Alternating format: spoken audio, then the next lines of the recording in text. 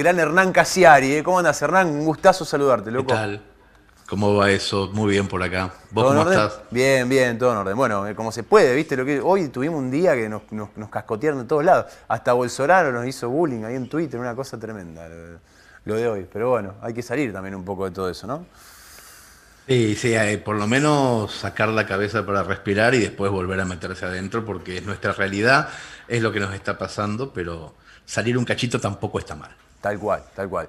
Bueno, hemos charlado ya en pandemia, me parece, ahí, cerca del inicio de la pandemia, el año pasado. Sí. ¿Cómo fue el resto del año? ¿Cómo la estás pasando ahora? Encima con medidas en el AMBA, ¿cómo está la cosa ahí? Sí, volvimos no a la fase uno, pero a un estado intermedio en donde después de las 11 de la noche no se puede circular y adaptándonos a eso, a ver qué pasa con la reunión de mañana entre el presidente y Larreta respecto a si va a haber escuela o no, pero dijimos de salir del tema, así que mejor salgamos. Sí, totalmente, totalmente. Bueno, no necesita presentación Hernán Casiari, pero aquel que no lo conoce o que no lo tiene, escritor, director de la revista Orsay, y tiene historias.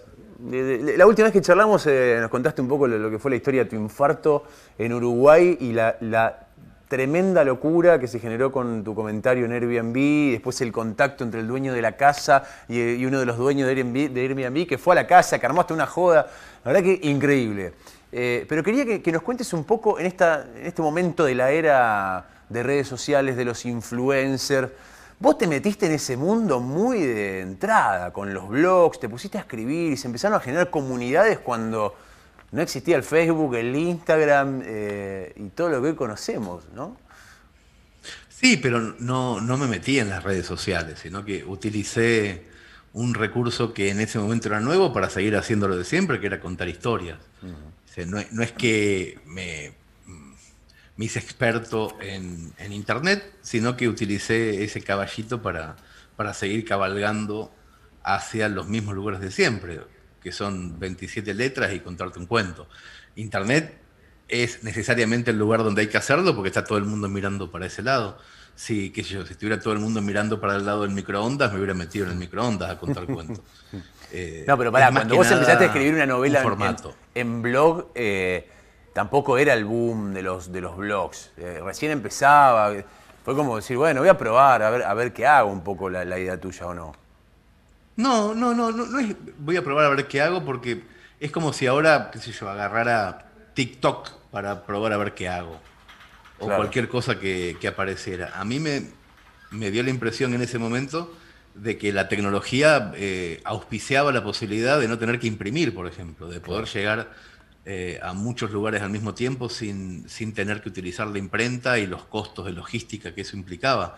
Me parece que es un cambio muy novedoso poder estar escribiendo una historia y que inmediatamente la pueda leer gente en Veracruz, en Montevideo, en Sevilla, en Buenos Aires, en Santa Fe. Es como una especie de idilio y eso ocurrió a principios de este siglo. Después pasaron muchas otras cosas, pero eso me parece que fue fundamental. Y después mi recorrido fue bastante tradicional, escribir y contarlo en cualquier formato que se presentara. Vos lo decís tradicional, pero no es tan tradicionalista tu carrera. Tenés un tinte más. Bueno, lo que hiciste con la revista Orsay a mí me parece fantástico. Lo contás también en varias charlas, lo has contado.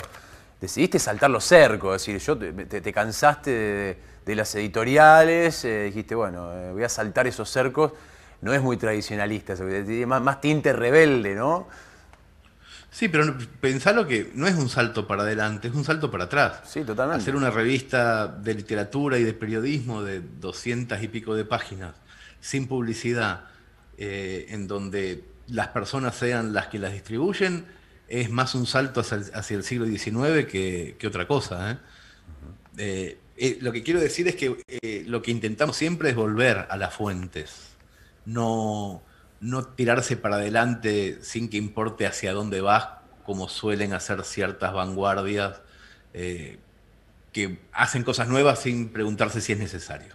Nosotros, más que nada, con Orsay lo que hacemos es preguntarnos si realmente el siglo XX fue tan bueno como se sospechaba respecto a a la democratización de la cultura. Y a mí me parece que no fue un siglo interesante en ese sentido, que solamente podían publicar algunos, que solamente podían comprar sus libros algunos, y que la gran mayoría se quedaba fuera de ese festín, y lo que tratamos de hacer con Orsay es que nadie se quede afuera. Orsay es una revista que no tiene publicidad, que la banca la gente, pero que al mismo tiempo la gente permite que se distribuya en PDF gratuitamente. Entonces nosotros vendemos de cada ejemplar unos 6.000 ejemplares, pero se descargan más de 500.000 de ejemplares por edición.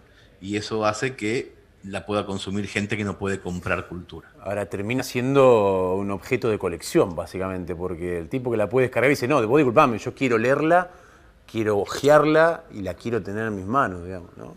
Mira, hay una enorme diferencia entre el fetichismo del objeto y la necesidad de leer un cuento. Un cuento no hace falta, o por lo menos debiera ser así, no debería hacer falta ser rico para que te cuenten una historia, pero sí tenés que tener 4 o 5 mangos para solventar la logística, el papel y la distribución del formato de esa historia. Tenemos que empezar a separar la cultura del formato. El formato es caro, pero no es necesario.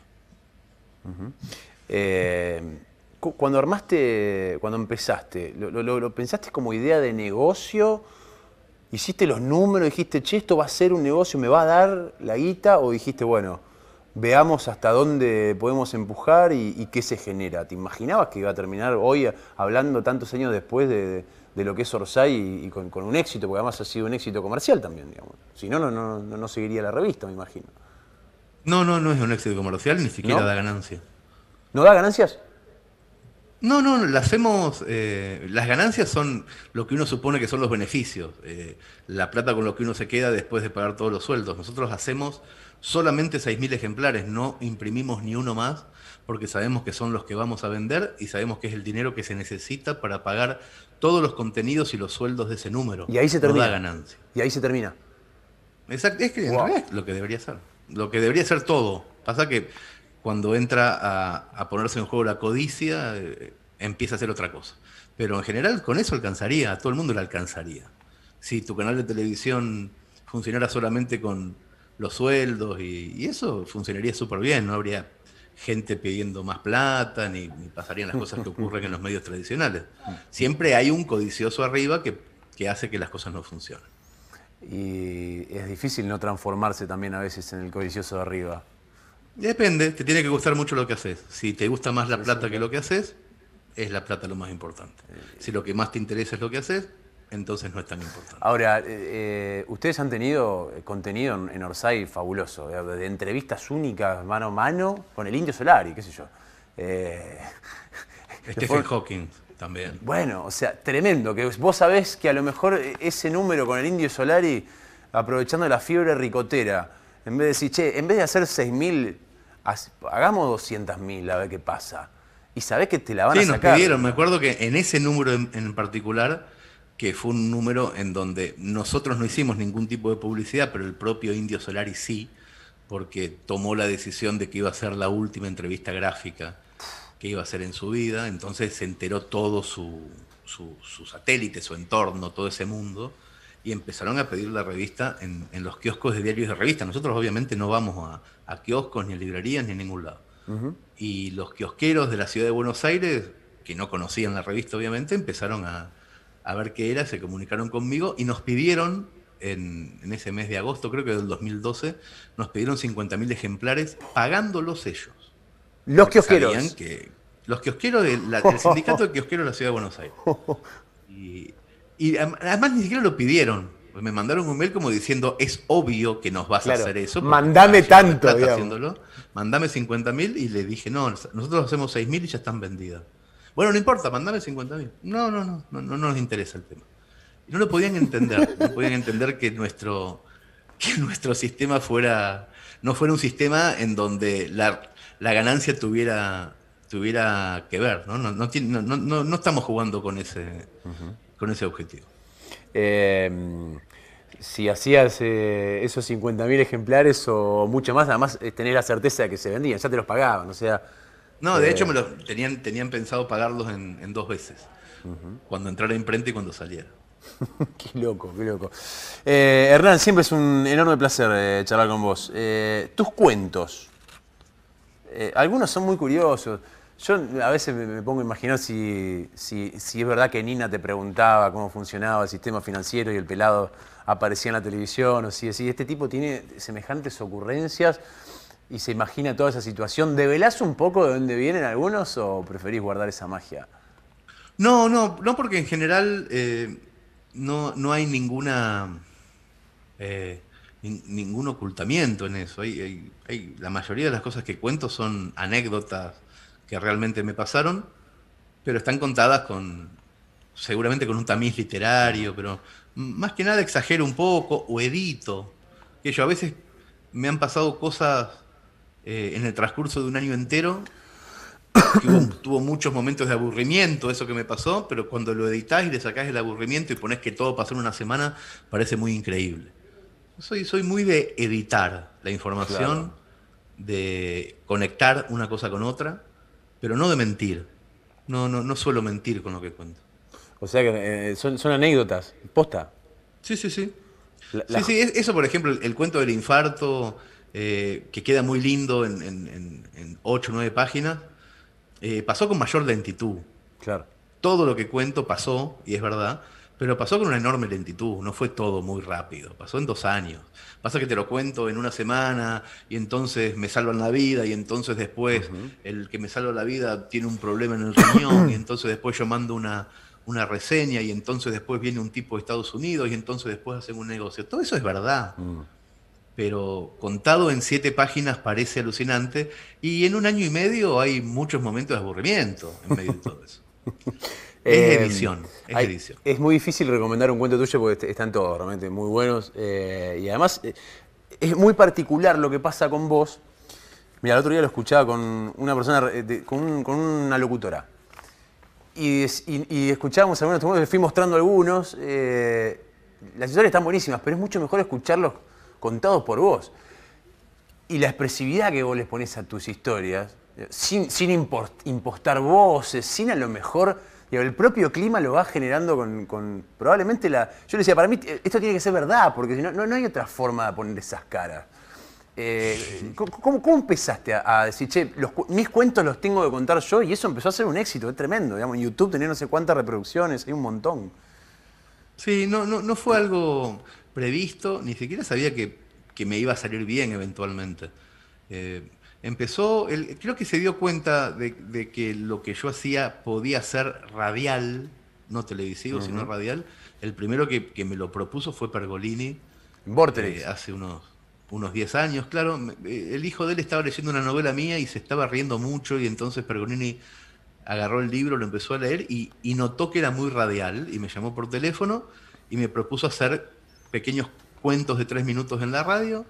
Al principio le dije que no, después empecé a agarrar viaje y me empezó a gustar mucho porque empecé a darme cuenta de que había que matizar la voz, sobre todo para hacerle creer al otro que no estaba leyendo, sino que estaba contando.